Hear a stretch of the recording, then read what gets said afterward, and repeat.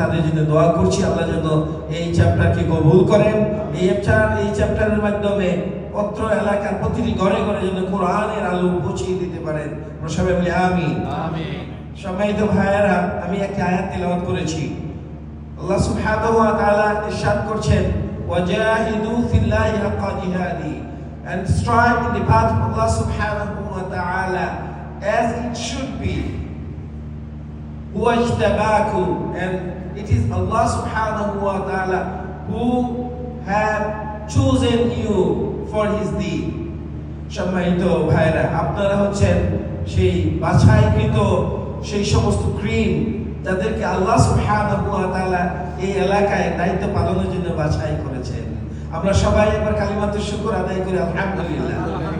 যারা বিভিন্ন দায়িত্ব পেয়েছেন আমরা তাদের জন্য দোয়া করি আল্লাহ যেন তাদের যোগ্যতাকে বাড়িয়ে দেন, এবং যারা দায়িত্ব পাননি তাদের আরো বেশি দায়িত্ব। আল্লাহ রাসূল বলেছেন, আলা কুল্লুকুম রাঈন ওয়া কুল্লুকুম মাসউলুন আন রাইয়াতিহি, you all are responsible and you all will be asked at the day of judgment regarding your responsibility. সম্মানিত ভাইয়েরা,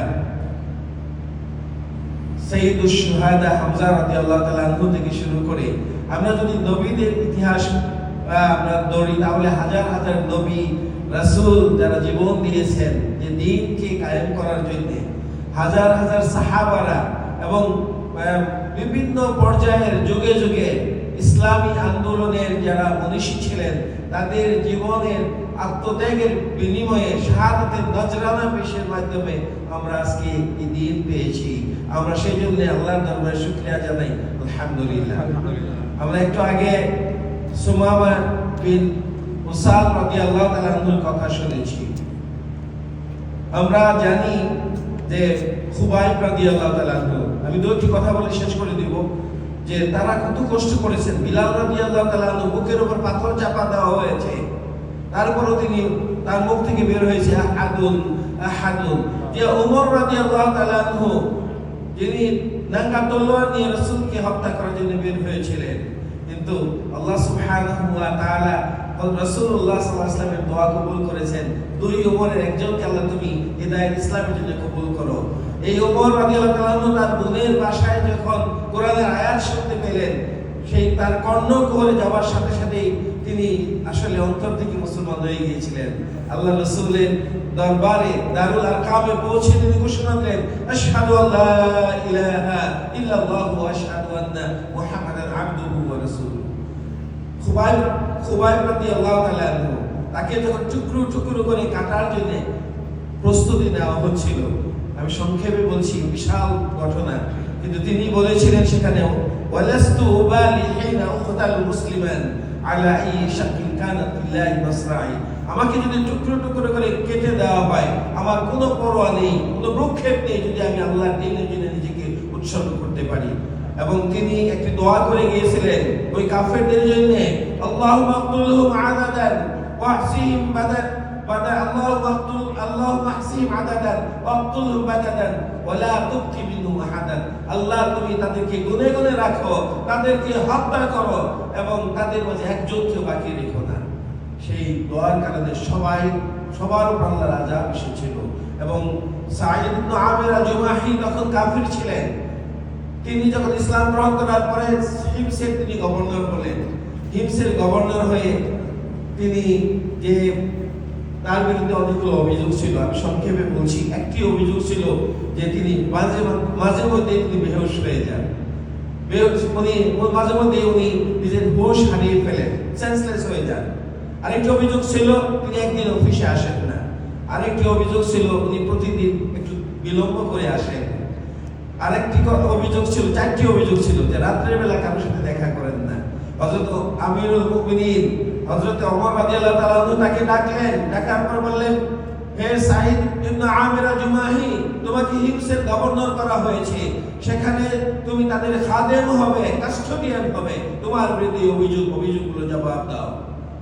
তিনি বললেন, আমিরুল মুমিনিন, আমি বেহুশ হয়ে যাই, কারণ সেই খুবাইব রাদিয়াল্লাহু তাআলা আনহুকে যখন টুকরো টুকরো করে কাটা হচ্ছিল সেই স্মৃতি যখন আমি দেখছিলাম, কিন্তু আমি একজন মানুষ হিসেবে তাকে সাহায্য করতে এগিয়ে আসিনি।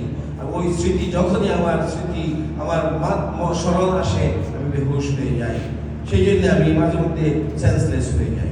রাতের বেলা রাতকে আমি রেখেছি আল্লাহর জন্য, আল্লাহর সাথে সম্পর্ক স্থাপনের জন্য। সেই জন্য রাতের বেলা আমি কারোর সাথে দেখা করি না। প্রতিদিন বিলম্বে আসতে হয়, কারণ আমার যে ডিজেবল, আমার একজন হ্যান্ডিক্যাপ ওয়াইফ আছে, তাকে খাবার তৈরি করে দিয়ে আসতে হয়। আর একদিন আমি আসিনি, কারণ একটি মাত্র পোশাক, সেই পোশাকটি আমি নিজের হাতে পরিষ্কার করতে হয়। সেই জন্য অন্য কোনো কাপড় নেই যে কাপড় পরে আমি আসবো। চিন্তা করুন, একজন গভর্নর, সেই গভর্নরের জীবন কি কেমন ছিল। হযরত আনাস বিন নাদর রাদিয়াল্লাহু তাআলা আনহুর কথা আমি প্রায়ই বলি। হযরত আনাস বিন নাদর রাদিয়াল্লাহু তাআলা আনহু বদরের যুদ্ধে যেতে পারেননি, তার একটা আফসোস ছিল। উনি বললেন, ইয়া রাসূলুল্লাহ, সামনে যদি কোনো যুদ্ধ আসে আমি সেটি দেখিয়ে দেব, এবং সেখানে আমি এমনভাবে অংশগ্রহণ করব, আমি প্রমাণ দেব যে আমি আল্লাহ সুবহানাহু ওয়া তাআলার দ্বীনের জন্য আমাকে আল্লাহ সুবহানাহু ওয়া তাআলা বাছাই করেছেন। উহুদের যুদ্ধে যাবার সাথে সাথে তিনি বললেন, আমি জান্নাতের সুঘ্রাণ পাচ্ছি, ইন্নী লা আজিদু রিহাল জান্নাতি, এবং শহীদ হয়ে গেলেন। এইভাবে তাদের জীবনের বিনিময়ে আজকে আমরা ইসলাম পেয়েছি। মুসাব ইবনে উমাইর রাদিয়াল্লাহু তাআলা আনহু দলিল দুলাল ছিলেন, যে রাস্তা দিয়ে যেতেন সুঘ্রাণ বয়ে যেত। সেই মুসাব রাদিয়াল্লাহু তাআলা যখন শহীদ হলেন, শহীদ হওয়ার পর ওনাকে মাথা ডাকলে, কাফনের একটি মাত্র চাদর ছিল, মাথা ডাকলে পা খুলে যেত, পা ডাকলে মাথা খুলে যেত। সম্মানিত ভাইয়েরা, চিন্তা করুন, সেই দলিল দুলাল আল্লাহ রাসূল সাল্লাল্লাহু আলাইহি ওয়াসাল্লামের কাছে যখন বলা হলো, ইয়া রাসূলুল্লাহ, আমরা কি করব? আল্লাহ রাসূল বলেন, তার মাথা ঢেকে দাও, পায়ে কিছু গাছের পাতা দিয়ে তার পা রেখে দাও। সুবহানাল্লাহ। এভাবে তারা জীবনটাকে এভাবে উৎসর্গ করেছিলেন ইসলামের জন্য। আরেকজন আমির ইবনে জামু একজন ল্যাংড়া সাহাবী ছিলেন। উহুদের যুদ্ধে যাবার জন্য তিনিও চিন্তা করলেন, দেখুন ইসলামের যে প্রেরণা, এই জজবা আমাদের থাকতে হবে। আজকে প্রতিটি ঘরে ঘরে মুসলমানদের যে দায়িত্ব, আমরা 2% মুসলমান আমরা এই আমেরিকায় আছি, বাকি 98% যারা মুসলিম, যারা জাহান্নামের দিকে চলে যাচ্ছে। যে রাসূলকে প্রেরণ করা হয়েছিল ইখরাজুন নাস মিনাজ যুলুমাতি ইলান নূর, মানুষকে অন্ধকার থেকে আলোর দিকে নিয়ে যাওয়ার জন্য, মানুষকে মানুষের দাসত্ব থেকে আল্লাহর দাসত্বের দিকে নিয়ে যাওয়ার জন্য সেই বনি আদমগুলো জাহান্নামের দিকে চলে যাচ্ছে। তাদেরকে কে দাওয়াত দিবে? আপনাকে আমাকেই দাওয়াত দিতে হবে। সেই জন্যই তো সাদ ইবনে আবি ওয়াক্কাস রাদিয়াল্লাহু তাআলা চীনে চলে গিয়েছিলেন, তার কবর সেখানে আছে। আবু আইয়ুব আনসারী রাদিয়াল্লাহু তাআলা তার ইস্তাম্বুলে চলে গিয়েছিলেন, তার কবর এখনো সেখানে আছে। এই দায়িত্ব আপনাকে আমাদেরকে পালন করতে হবে। সম্মানিত ভাইরা, আমির বিন জামু রাদিয়াল্লাহু তাআলা আনহু কেমন জজবা ছিল। আল্লাহ রাসূলকে যখন বললেন, আল্লাহ রাসূল তাকে পারমিশন দিলেন। তার আগে তার পরিবার তাকে নিয়ে হাসি তামাশা করছিল যে তুমি ল্যাংড়া মানুষ, কি করবে গিয়ে যুদ্ধে? উনি আল্লাহর কাছে দোয়া করেছিলেন, আল্লাহুম্মা লা তারুদ্দুনি ইলা আহলি আবাদা। আল্লাহ, তুমি আমাকে আমার পরিবারের কাছে ফিরিয়ে এলো না, তুমি শহীদ হিসাবে কবুল করে নিও। আল্লাহ সুবহানাহু ওয়া তাআলা তাকে শহীদ হিসাবে কবুল করে দিলেন। সম্মানিত ভাইয়েরা, সাহাবা এবং তাবেঈন, তাবু তাবেঈন, আইমায়ে মুজতাহিদিন, তাদের সেই অক্লান্ত পরিশ্রমের ফলে আজকে কিন্তু আমরা ইসলাম পেয়েছি। সেই ইসলাম পাওয়ার পরেও যদি আমরা সেটিকে কাজে লাগাতে না পারি, এই জমিনে আল্লাহ সুবহানাহু ওয়া তাআলা আপনাকে আমাকে বাছাই করেছেন।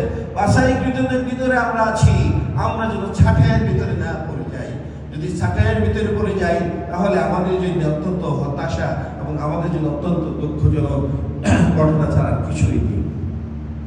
কাজে আমি আজকের এই মুহূর্তে আমি বেশি কথা বলতে চাই না, আমি শুধু বলতে চাই যে আসুন, যে ইবনে তাইমিয়া রাহিমাহুল্লাহ যে কথাটি বলেছেন সেটি বলে আমি শেষ করছি। তিনি বলছেন, আমার শত্রু যারা আছে, দুশমনরা কি করে জানবে যে আমাকে যখন তারা প্রিজনে দেয়, জেলখানায় পড়ে, জেলখানা আমার জন্য এক আল্লাহর সাথে সম্পর্ক উন্নয়নের একটি প্রিয়তম স্থান। তারা যদি জানতো যে আল্লাহর সাথে সম্পর্ক উন্নয়নে এই জেলখানা বা প্রিজন কত গুরুত্বপূর্ণ ভূমিকা পালন করছে, তাহলে তারা কখনো আমাদেরকে সেখানে রাখতো না। আর তারা আমাকে নির্বাসন দেবে, দেশ থেকে বের করে দিবে। এই নির্বাসন আমার জন্য হচ্ছে পর্যটন, আমার জন্য হচ্ছে পার্সোনাল ট্যুর, আমি সেটির মাধ্যমে এনজয় করছি।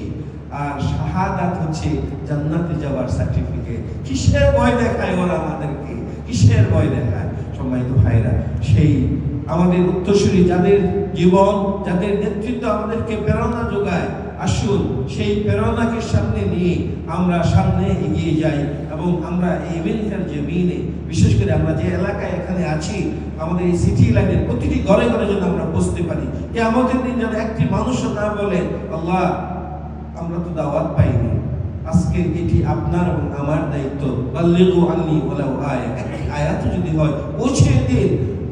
হিদায়াত তারা পাবে কি পাবে না সেটি আল্লাহর কাছে ছেড়ে দিয়ে, কিন্তু আপনার আমার দায়িত্ব হচ্ছে এই মেসেজটুকু তার ঘরে পৌঁছে দেওয়া। আমরা কি সেটি পৌঁছে দিতে রাজি আছি ইনশাআল্লাহ? আল্লাহ তোমার প্রিয় হাবিব বিদায় হজে যেভাবে বলেছিলেন যে আমি কি আমার দায়িত্ব আপনাদেরকে পৌঁছাতে পেরেছি? সকল সাহাবারা সমস করে বলেছিলেন ইন্নাকা আদাইতাল আমানা ওয়া নাসাহতাল উম্মা ওয়া কাশাফতাল গুম্মা, এবং তিনি বলেন আল্লাহুম্মা ফাশহাদ, আল্লাহ তুমি সাক্ষ্য থেকো। সকলেই সেই সাক্ষ্য দিয়েছেন। আজকের দিনে আমাদের এই বজ্র কঠোর শপথ আল্লাহ সুবহানাহু ওয়া তাআলা আমাদের সবাইকে কবুল করুন, মুসলিম উম্মাহকে কবুল করুন, এবং এই চ্যাপ্টারে যারা নতুন দায়িত্ব পেয়েছেন, যারা পাননি, সকলকে কবুল করুন এবং আমাদের যোগ্যতাকে বাড়িয়ে দিন, এবং প্রতিটি ঘরে ঘরে ইসলামের আহ্বান পৌঁছানোর মতো সেই যোগ্যতা এবং সেই ক্ষমতা আল্লাহ আমাদেরকে দান করুন। আমিন। আকুল কওলি হাযা ওয়া আস্তাগফিরুল্লাহ লি ওয়া লাকুম ওয়া লিসাইরিল মুসলিমিন ফাস্তাগফিরুহু ইন্নাহু হুয়াল গফুরুর রহিম। সুবহানাকাল্লাহুম্মা ওয়া বিহামদিকা আশহাদু আল লা ইলাহা ইল্লা আনতা আস্তাগফিরুকা ওয়া আতুবু ইলাইক। আসসালামু আলাইকুম ওয়া রাহমাতুল্লাহি ওয়া বারাকাতুহু।